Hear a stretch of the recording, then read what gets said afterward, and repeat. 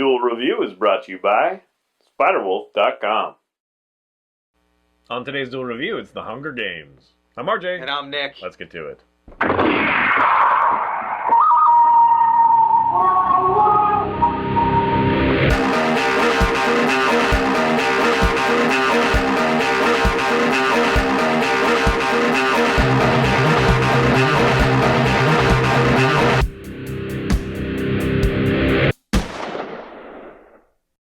Hey everybody, today is the 19th of April, and we're taking a look at the movie, The Hunger Games. That's right, and it's based off of the books.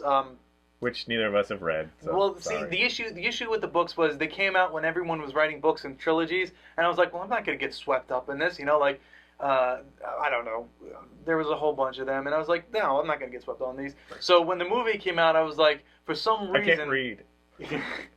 For some reason, I had it in my head that the books were horrible, even though I didn't read them. But the only reason I didn't read the books was because everyone was doing it in trilogy. And yeah, I knew people liked them, but I think that like Twilight or whatever. So you had this kind of feeling like it's for teens. Or yeah, exactly. So I guess and I shared that, but this is still it's about teens. You know, the Hunger Games are for people 12 to 18. So it is for teens. But it is a very interesting story, and there's a lot of backstory, which unfortunately the movie doesn't talk about. So the movie was directed by Gary Ross, who also did Pleasantville and Seabiscuit, and I think I rolled my eyes when I said that. It's a good movie. I like it. Yeah, well, okay, Seabiscuit was a good movie. But Hunger Games, I actually really enjoyed this movie. There was a lot going on. You know, basically what happens is there's like a post-apocalyptic, or I guess future. I don't know how to say that. It's beyond post-apocalypse, so it's not like decrepit everywhere. But you have a main area of Panem. Panem is the name of the country or state or city place. And you have the center area, and then you have the 12 districts that surround it. And those 12 districts are the working class. That's where all the workers live. I wouldn't say post-apocalyptic at all. I mean, it's just about poverty. Yes. And when you're in poverty, then you have to do this sort of thing that amuses the upper... In fact, it reminds me of Metropolis, which is part of why I suggested doing it. Right. But continue. So basically what happened, that's explained in the book, but not so much in the movie, is there was a rebellion against that center state, or the center area, full of all the highfalutin peoples. And it's talked about in the movie, but just briefly. Yeah, very briefly.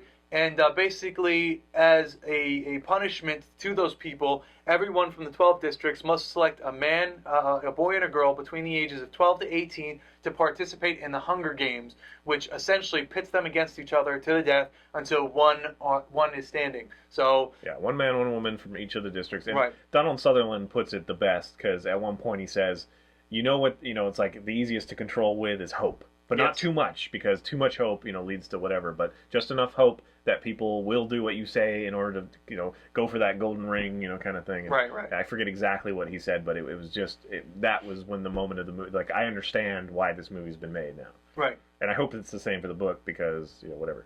Although, in my view, they didn't do enough, and we'll talk about that. Is there any more story that you want to go over? We got Katniss. Right. So Katniss. Okay. When the lottery comes, and what is it called, the reaping? So when that comes and people are selected to participate in the games, Primrose Everdeen is chosen, and to prevent her sister from going, Katniss volunteers to save her sister, and then the other guy, what's his name, Peeta Malik. I forget his last name. Peeta. So Peeta, which is funny because there's a whole loaf of bread thing. Yeah. He's named Bread. It's not spelled the same. Yeah, I think it's Peeta.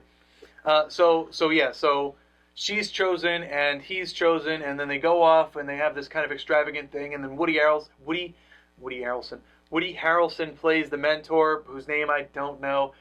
So the mentor is he's a drunk and he doesn't like... Well, he's one that actually survived this stupid Hunger Game thing. Right. So now he's a mentor, and yes, he's got some fame, but he's obviously deeply scarred by it. Right.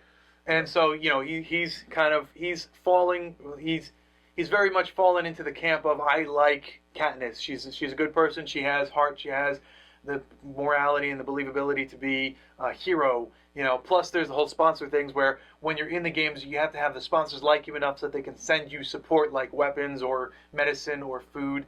So there's a lot going on. Yeah, I mean, it reminds me of, we never looked it up, but there's a Japanese movie that was done fairly recent called Battle Royale, Right. which is kind of like all these kids on an island, and they're just supposed to thin out the ranks, and so some of them, go bloodthirsty right away, and then other ones try to do pseudo alliances kind of thing, and some of them are reluctant, blah blah. We've also got Marvel Avengers Arena, which I've been following lately, which has done this. So this is not a new idea, and I don't think it was new when she wrote Right. it either. Well, her inspiration was the Roman gladiators. The gladiatorial pit, and you pit people against each other. Sometimes you'll throw in lions and bears and stuff. Well, I mean, like Condemned as well. Like that's a movie I think of, and this one just takes a down. So I don't think this is anything new. No.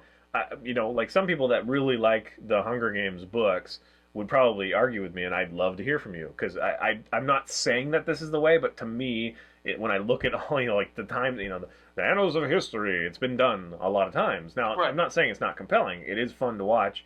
But I do have some issues with this movie, and I don't think the books would have the same issues. The movie, to me, doesn't do enough. Right. Do we want to start talking about that, or is there still more? No, go ahead. So it is interesting to see Katniss, and she doesn't fit, right? She doesn't want to be part of this, and so she's reluctant. And I think Peeta is a little bit more. He's suspended his hope, and so he's just kind of, well, might as well have fun or whatever beforehand. So he's whatever. I still don't know if it's supposed to be a lie or not when he talks about how he loved her and whatever. Yeah, you see from little glimpses of movie, the past, yeah. whatever. This is all kind of spoiler. So anyway, eventually when they get into the thick of it, that is like the shortest thing, the part of the movie. There's really not a whole lot to it. I mean, yes, we see Katniss's heart a few times, and we see her hesitance and reluctant and whatever. She's just kind of waiting, and too often it's the exact same thing. Like she waits and watches, and she sees this other girl do it, Yeah. and then she has the courage to go do it. Like that's not terribly compelling to me. Right. And then by the end of it, I was expecting like well, fuck you, we're not going to kill each other, we're going to kill you guys, or fight up and whatever. But we have kind of this rebellion, and then it gets squashed, and then nothing really changes, and they're like happy that they survived this stupid game, and it's kind of like that's not enough. Now that's interesting in itself that the book is saying, that or the movie, excuse me, I don't know what the book actually is saying, but it's kind of interesting that it's like, well, yes, you want to resist, but it's so. The Donald Sutherland's character's right. If you have just enough hope, then you can't rebel. Right. You just kind of fit back into it, and you do what they want you to do. That's kind of an interesting idea. But for the movie, it was just kind of like, really? Like this whole time, you're like, fuck these guys, blah, blah, I don't want to do this. And then you do. Yeah. And then that's the end. It's not even like an exposition of, well, I gave up hope, and here's a tear, and all this stuff. It's just like, hey, hooray, we made it. Let's high five and go home. A lot of movies, though, I recently. don't know why I turned to Swedish. A lot of movies, though, recently have been doing the trilogy. So you'd have one movie, and then you'd have two other ones to follow. Well, this was a book of three, and in the book, so much more happens. Right. This isn't her. I mean, in the book, she has more than one Hunger Game event that she goes to. Plus, as the pin suggests, the Mockingjay pin that she has, which is going to be the symbol of the rebellion against Snow, who is the President Snow or whatever his name, played by Robert. What's his name? Sutherland. Donald Sutherland. Yeah. Stanley Tucci's also awesome. In Yeah, this, yeah. Okay. So there is a lot happening in the books that this movie just didn't touch upon, and I didn't read the books. I think I should make that clear, but I did research them. I did want to know more about them after watching this movie. So more happens in the books than the movie, and unfortunately, the movie doesn't push in that idea that these things are going to happen. It would have been so cool if, at that uprising after the events, there's a small uprising. And after that, I wish that they just, she predominantly showed her pin more often. I wish that they did this. Predominantly showed her pin more often, and they took that symbol to say, we are rebelling. This is happening. We are forming a rebellion. But they didn't. They could have done that. To me, it's a Disneyfication of like C.S. Lewis's Chronicles of Narnia. Right, yeah. Because it made it less interesting, more of a even pace. So I don't think, from my understanding of what the book and how much it means to people, I don't think that this movie necessarily capitalizes on that and takes advantage of it. Now, the movie's entertaining. Yes. I wouldn't say don't watch it. It's not crap. I liked it. It's fun, but I don't think that it does enough to be like, you shouldn't miss this. This is great. Because the whirlwind of media, which is why I didn't watch it right away, because everybody's like, oh, it's so great, blah, Hunger Games, biggest book, blah, blah. and I just had this feeling like it's probably going to be all right, and that's actually how I felt about it. Now all the acting is decent. Yeah. I wasn't taken out by any of it. We got the guy all grown up from Zathura, who's PETA, and Jennifer Lawrence is good, but I don't know if she fits this character. Oh, I do. I think she did a wonderful job. Okay, well, I felt like she was out of place in this movie. Well, to me, she did really well because she was strong, but she was quizzical. She was sitting there wondering what to do. She was confused. There was a lot of things happening to that character, or should have been, and I think Jennifer Lawrence did a wonderful job portraying that. Okay, well, good. I'm glad you do, and I'm sure a lot of other people do, but for me, I was just like, Yeah. I'm not sure I get what that character is about from her performance. Well, she's upset because she didn't want to be in the games, but she had to save her sister. But then by the end, she's part of it. She's like all happy, and here's another thing: is like she gets wounded, she gets healed. She gets wounded, she gets healed. Yeah. It's like immediate. It's not even like she has to struggle with it. You get kind of the over the top, bad guys that have grouped together and they go slaughter or whatever. There are some fun battle moments, I suppose. But some things don't make sense, but they aren't always going to make sense in that kind of situation. You are going to be more cutthroat and irrational. You're just going to have to do what you need to do. Right. In the books there was multiple arenas, and she's already finished this one. It just didn't quite work for me. Yeah. It was stripped down so much, I think, that to me it lost its really specialness. Yeah. Anyway, I liked it. I think it was a good watch. If you want to go rent it, if you can, or it's on Netflix right now. That's Netflix. Another reason I wanted to recommend it. Yeah, I recommend it. I think it was good enough. And if you're like me, you'll fall in love with the character of Rue, who did a wonderful job.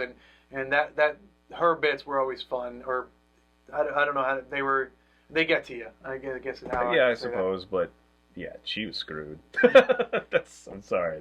There's no hope for her. Oh, you gave it away. Did I? yeah, whatever. I liked Rue. Well, yeah. I think we gave away everything. Yeah, I don't know, but yeah. All right, guys. Spoiler: she wins. Katniss wins. Yeah. Please subscribe to our YouTube channel and follow our great playlists. Game Lab has been a lot of fun. Yes, it has. And please leave comments. We love comments. And you can help support us by buying our wares at SpiderWolf.com. That's right. T-shirts, a card game, art print, short stories, and more. See you later. Kickstarter coming soon. Yes. Coming up next is the comic short, We Three.